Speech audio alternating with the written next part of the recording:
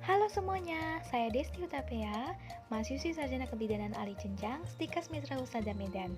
Pada kesempatan kali ini, saya akan mempresentasikan tentang resusitasi jantung paru pada dewasa untuk melengkapi tugas mata kuliah kegawat daruratan maternal dan neonatal.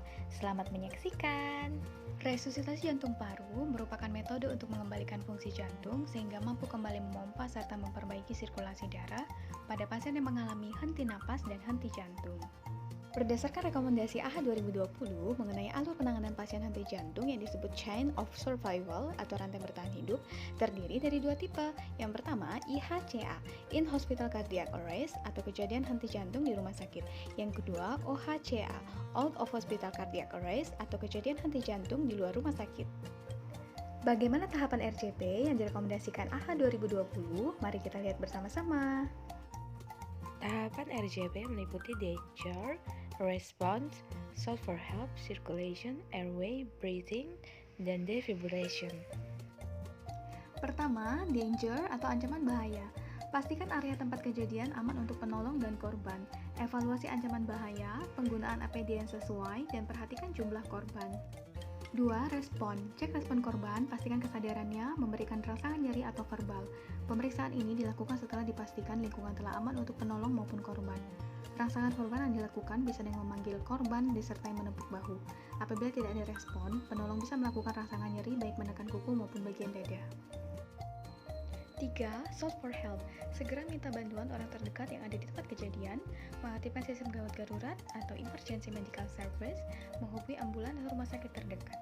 Selanjutnya, periksa nadi dan nafas secara bersamaan, durasi kurang dari 10 detik.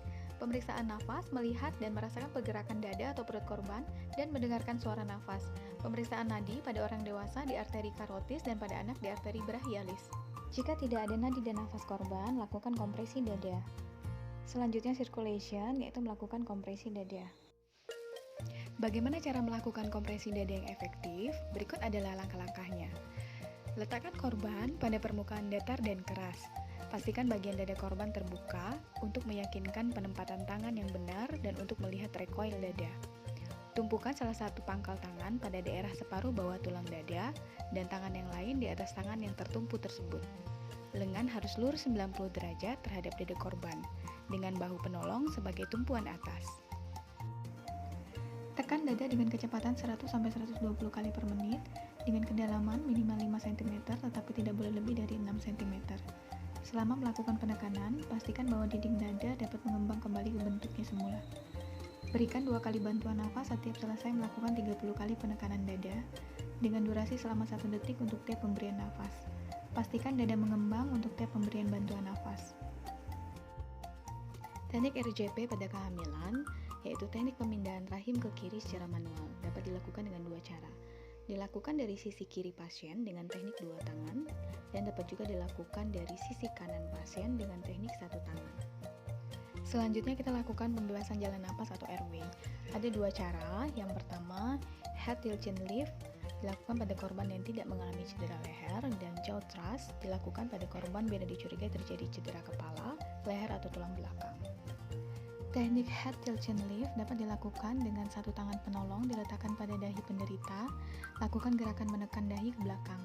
Tangan penolong lain diletakkan pada bagian bawah dagu, lakukan gerakan dagu ke depan atas. Teknik jaw thrust, dorong sudut rahang kiri dan kanan ke arah depan sehingga barisan gigi bawah berada di depan barisan gigi atas. Selanjutnya, breathing atau bantuan napas. Berikan bantuan napas, 1 kali bantuan napas setiap 5-6 detik dengan durasi sekitar 1 detik untuk tiap pemberian napas. Breathing dapat dilakukan dengan 3 teknik, yaitu mouth-to-mouth ventilation, pocket mask ventilation, back valve mask resuscitation. Selanjutnya adalah defibrillation. Jika di lapangan tersedia, pasang alat automated external defibrillator, yaitu adalah alat medis yang dapat menganalisa irama jantung secara otomatis dan memberikan kejutan listrik untuk mengembalikan irama jantung jika dibutuhkan. Hal-hal yang perlu diperhatikan, RCP dilakukan selama 2 menit atau 5 siklus. 1 siklus RCP adalah 30 kali kompresi dada dan 2 kali bantuan nafas. Evaluasi setelah RCP 2 menit atau 5 siklus. Jika nadi negatif, lakukan kembali kompresi dan ventilasi 5 siklus. Jika nadi positif, segera cek nafas. Jika nadi positif, nafas negatif, berikan bantuan nafas setiap 5-6 detik dan monitor nadi setiap 2 menit. Jika nadi dan nafas positif, lakukan recovery position. Recovery position atau posisi pemulihan, satu tangan di bawah pipi atau dagu untuk menyangga kepala dan membiarkan mulut terbuka. Tangan lainnya ditekuk untuk menyangga agar tubuh tidak terguling ke depan. Salah satu kaki ditekuk 90 derajat untuk mempertahankan posisi tubuh. Recovery position tidak dilakukan pada pasien dengan cedera leher. RJP dihentikan bila adanya sirkulasi dan ventilasi spontan yang efektif, resusitasi diambil alih oleh tenaga berkompeten, korban tidak sadar pernapasan spontan negatif, asistol setelah 30 menit RJP, penolong kelelahan.